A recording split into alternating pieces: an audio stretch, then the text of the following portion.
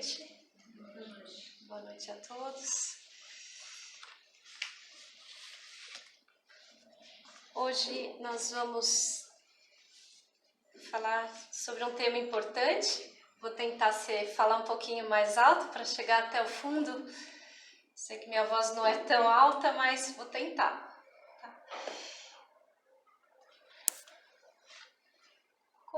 Começando com uma historinha.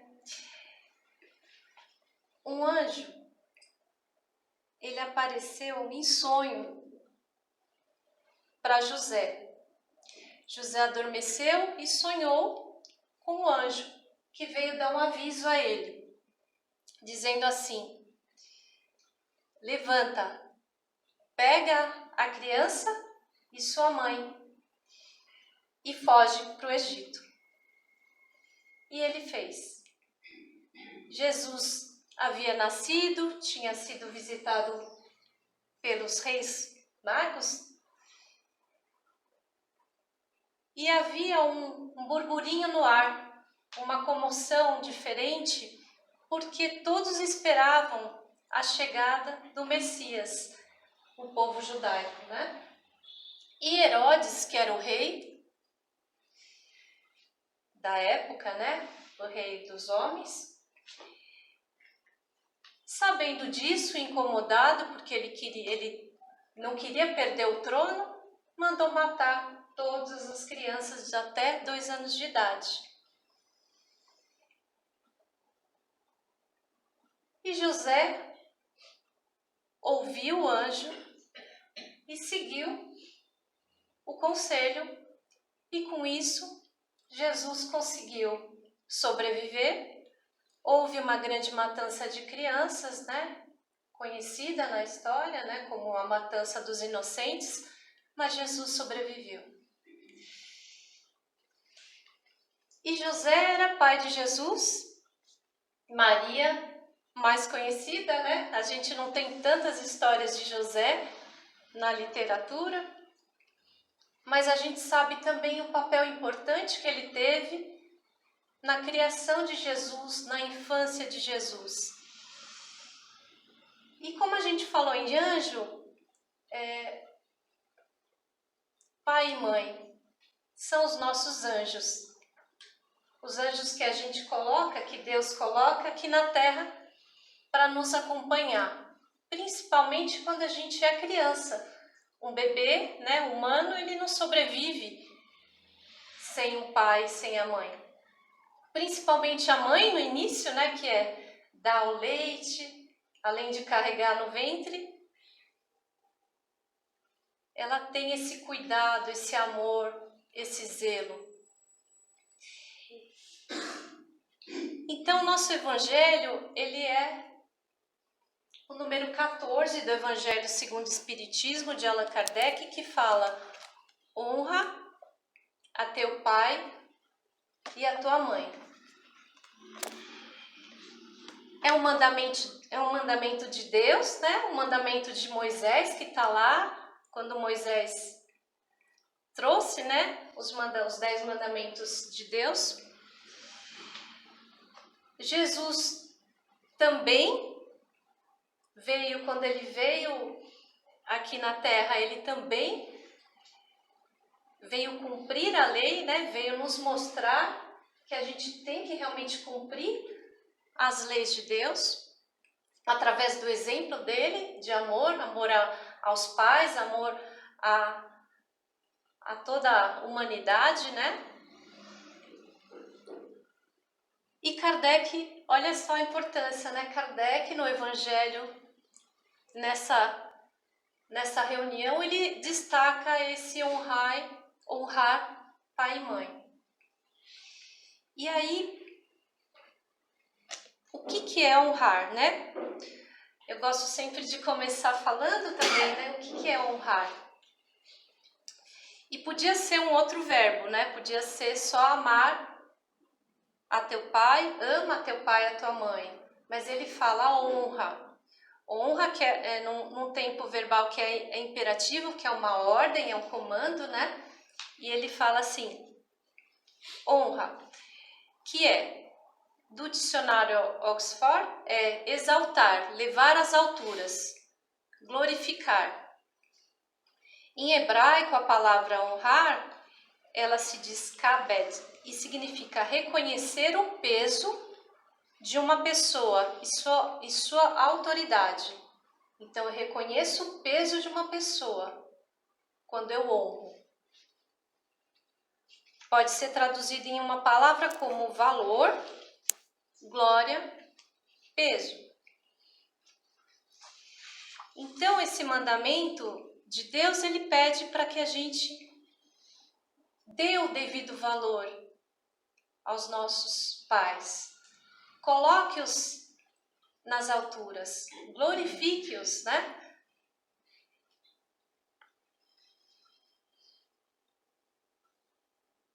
E isso,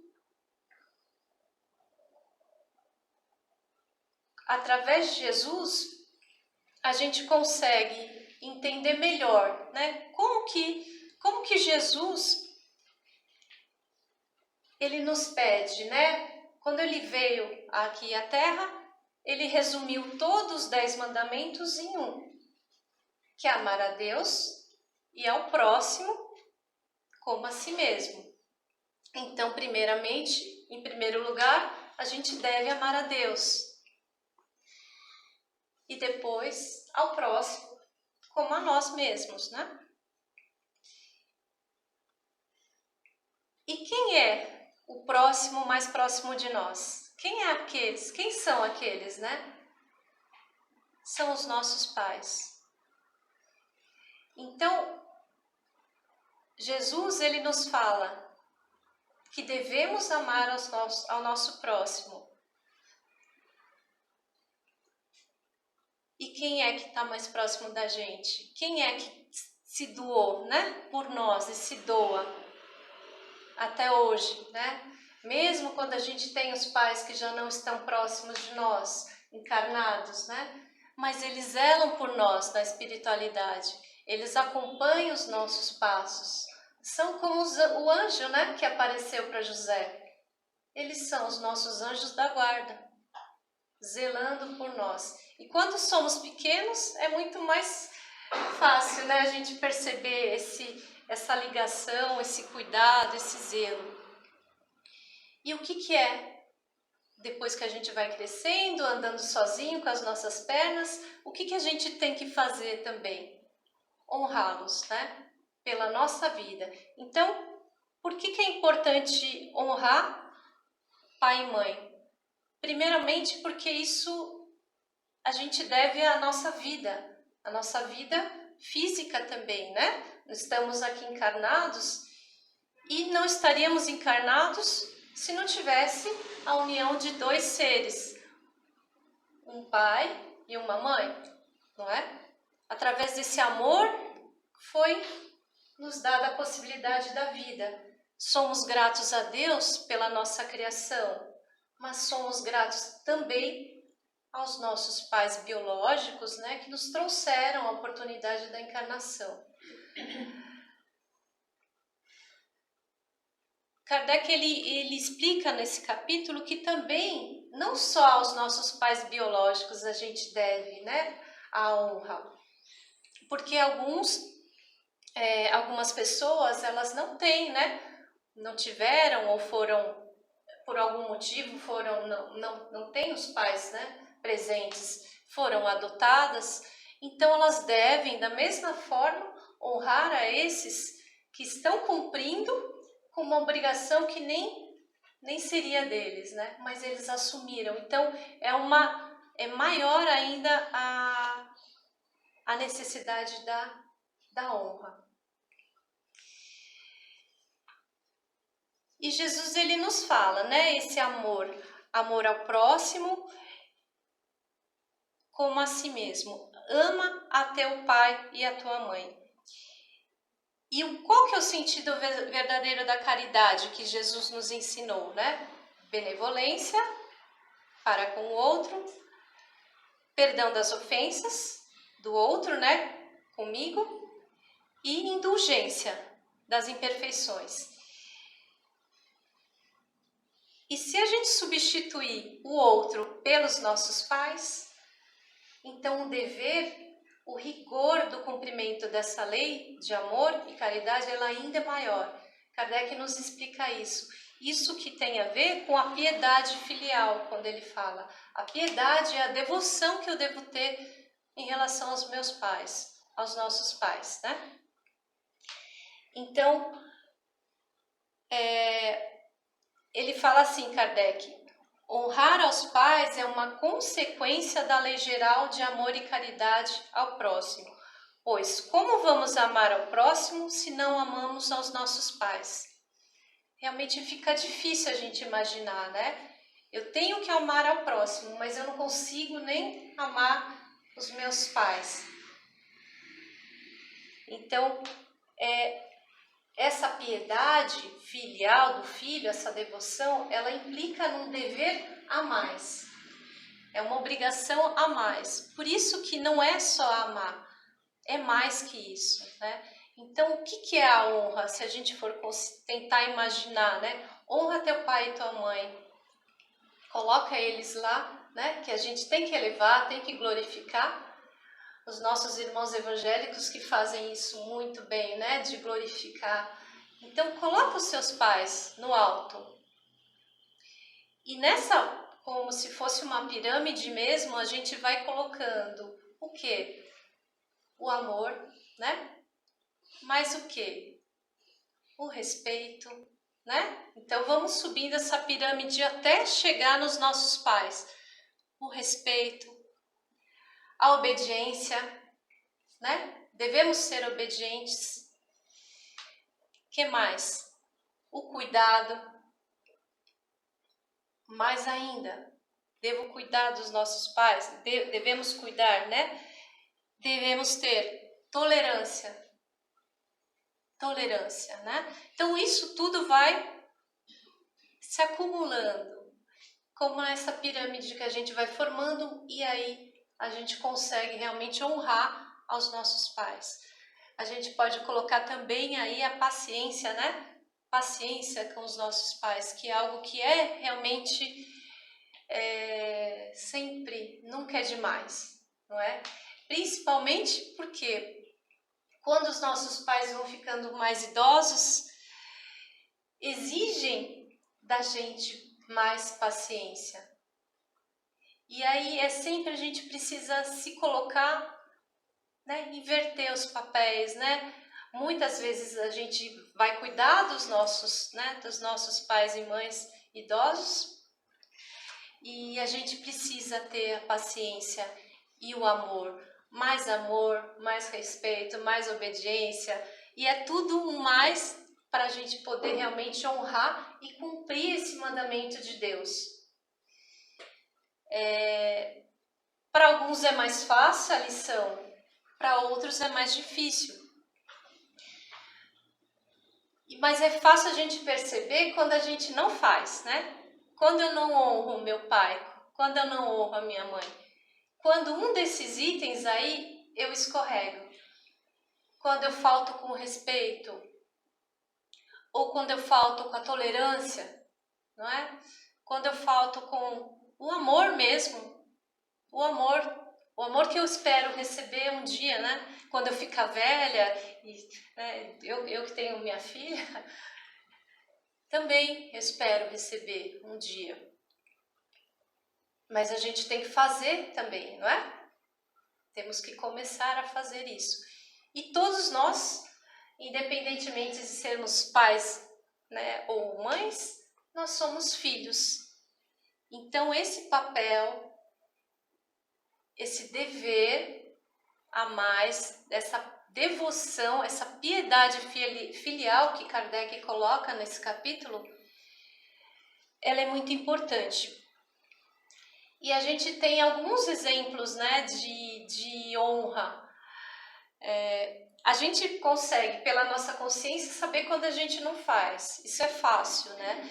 E quando a gente tem, sempre lembrar, né, de Santo Agostinho, que é maravilhoso, que ele faz aquele exercício da consciência ao longo do teu dia, para não ficar uma coisa assim, né? eu sou assim, mas eu tenho que repetir 10 vezes a mesma coisa, né? Porque os pais, às vezes, idosos esquecem mesmo, né? A memória não é mais igual como eram. Nós já estamos esquecendo de tantas coisas, não é? Se a gente não anota, a gente esquece. Então, a gente precisa fazer esse exame de consciência. Quando foi que eu pisei na bola com a minha mãe, com meu pai? Quando eu fui impaciente com ele? Quando eu fui ríspida? Quando às vezes eu posso até falar uma palavra, né, feia aí, que a gente não deveria. E a gente tem que procurar se corrigir. Porque só falar, eu sou assim, ou deixa pra lá, não é assim, né? Não é assim que as coisas, a gente que tem o conhecimento, não tem mais desculpa para não começar a se modificar. Porque a gente vai ser cobrado, não é? Seremos cobrados por todo o conhecimento que a gente tem, e se a gente não fizer, e aí, como é que vai ser? Então, que a gente possa fazer esse exame de consciência, e um exemplo que a gente tem, como a gente estava falando na semana passada aqui de Eurípides Barçanufo, é interessante a história dele de vida, porque ele tinha um sonho de ser médico e estudar no Rio de Janeiro. Ele era de Sacramento, Eurípides. E aí estava tudo preparado, né, para ele ir para o Rio de Janeiro estudar medicina, que ele queria ser médico. Mas a mãe dele era muito ligada a ele, e a mãe dele, ela sofria de desmaios. Depois foi ver que era um obsessor também, que ficava, e ela foi curada depois. Mas ela meio que não queria que ele fosse. E ela estava mais adoecida ainda por conta da partida, né, da decisão dele, e ele decide não ir. Ele decide não cursar a faculdade, decide ficar ao lado da mãe e do pai e da família, né, fazendo essa escolha, a escolha pela a escola da vida, a escola do lar, né? Assim como Jesus também, né? Jesus também, quando era novinho, quando tinha 12 anos de idade, que ele foi apresentado, foi pela primeira vez ao Templo de Jerusalém, e aí todo mundo ficou maravilhado, os doutores do templo, né? Os doutores com aquela inteligência, aquele prodígio daquele menino. E aí eles foram numa caravana, quando voltaram para a cidade natal, né? Maria, José e Jesus ficou lá. Passaram-se 3 dias, quando eles perceberam, foram procurando, voltaram, ele estava lá no templo com os doutores, né? Tem até um quadro bem interessante com essa imagem de Jesus pequeno, com 12 anos, com os doutores do templo. E depois, voltando, Maria em conversa com José, com o pai, já sabia, né? A gente sabe os filhos que tem, então ela já sabia a joia rara que tinha, né, no lar, mas temendo também, né, pelo destino de Jesus, e estava confabulando se ele não deveria ficar em Jerusalém, tendo aulas, né, com os rabinos e os doutores. E Jesus, ele fala, né, ele fala: mãe, mas eu já estou em comunhão com Deus. E aí ela falou, mas eu me preocupo, eu estou cuidando de você, né? Eu me preocupo com você. E ele fala assim, responde para ela, mãe, toda preparação útil e generosa no mundo é preciosa. Entretanto, eu já estou com Deus, meu Pai. Eu já estou com Deus. Meu Pai, porém, deseja de nós toda a exemplificação que seja boa e eu escolherei desse modo a escola melhor. No mesmo dia, embora soubesse das belas promessas dos doutores do templo, Jesus aproximou-se de José e lhe pediu com humildade o admitisse em seus trabalhos. Desde então, como se nos quisesse ensinar que a melhor escola para Deus é a do lar e a do esforço próprio, concluiu a palavra materna com singeleza. Esse trechinho está no livro Boa Nova, de Humberto de Campos, com a psicografia de Chico Xavier. E ela mostra aqui, né, que a melhor escola para Deus é a do lar. Essa é a nossa primeira escola. No lar é que estão os principais instrumentos para o nosso próprio aprimoramento. É lá que a gente vai fazer as nossas provas, testar a nossa paciência, a nossa capacidade de amar, de perdoar, a nossa capacidade de renúncia também, não é? E quanto que os nossos pais fazem por nós e fizeram por nós e nos salvaram, não é? Quantas e quantas vezes. E o que a gente precisa é fazer essa retribuição. E se a gente está afastado, um pouco longe dos nossos pais, por causa dos compromissos, por causa dos trabalhos, a gente tem que voltar, né? Volta, se aproxima. A gente está vendo, são tantas oportunidades hoje que a gente tem, que não existe desculpa da gente falar, pedia. Para os mais antigos, para os meus avós, eu pedia a bênção, né? Mas a gente dá um abraço, ouvir a voz. Às vezes o pai, a mãe, ele só quer ouvir a voz para saber se está tudo bem, não é? Então, se a gente tem essa oportunidade de fazer isso, se reaproxime, peça perdão, não guarde mágoa, porque é necessária essa limpeza para que a gente possa continuar a nossa trajetória. Enquanto a gente guarda mágoa, não honra, pesa o coração, pesa o nosso ombro, né? Porque a honra aos nossos pais, elas nos fortalecem.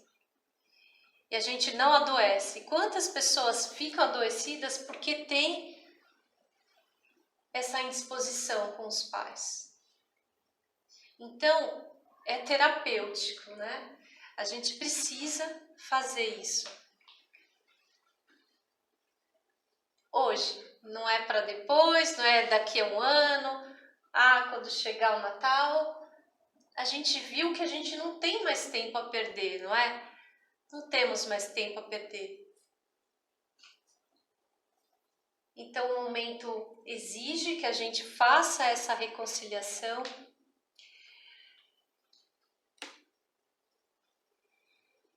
E diga, né? Diga a eles que é grato pela vida que tem, pela oportunidade que ele te trouxe e ela te trouxe também. Mesmo que a história de vida, porque eu sei, né? nem todas as histórias são, nem para todos, né? É fácil a gente fazer essa lição da honra ao pai e à mãe. Quantas histórias de dor, de violência, né? De abandono que existem. Mas ainda assim, Jesus nos pede para que a gente faça, que a gente honre, que a gente faça a nossa parte. A justiça, a gente está submetido à justiça de Deus se os pais não cumprirem com a missão que têm junto aos seus filhos, mas não somos nós. Então, a gente pode fazer e a gente tem que fazer, mesmo que seja falar todo dia, gratidão, pai e mãe.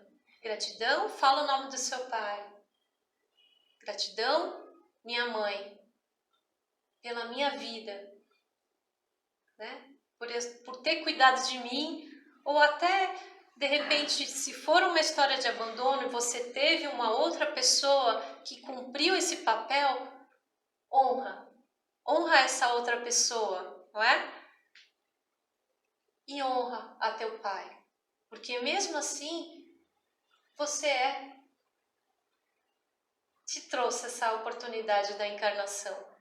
Quantos? A fila tá grande, né? Para querer encarnar. Então, que a gente possa aproveitar esse momento. Se a gente tem perto, é mais fácil, né? Que tá encarnado. Se desencarnou, faça com o coração, com o pensamento. Se reconcilie, mesmo assim. Dá para pedir perdão para o pai e para a mãe desencarnado? Dá. Dá para agradecer? Dá. Tá tudo aqui, né? A ligação, né? Pensamento. Então, que a gente possa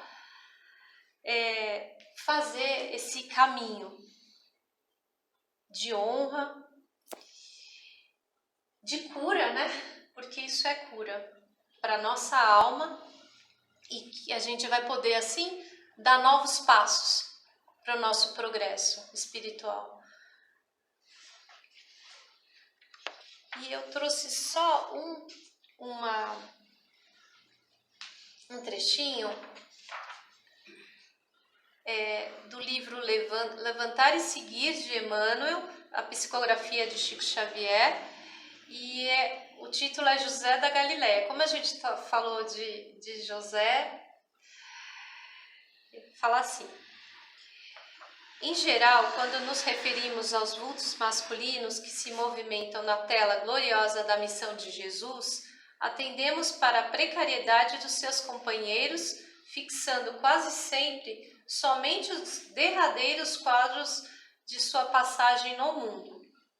É preciso, porém, observar que, a par dos beneficiários ingratos, de ouvintes indiferentes, de perseguidores cruéis e de discípulos vacilantes, houve um homem integral que atendeu a Deus, a Jesus, hipotecando-lhe o coração sem mácula e a consciência pura.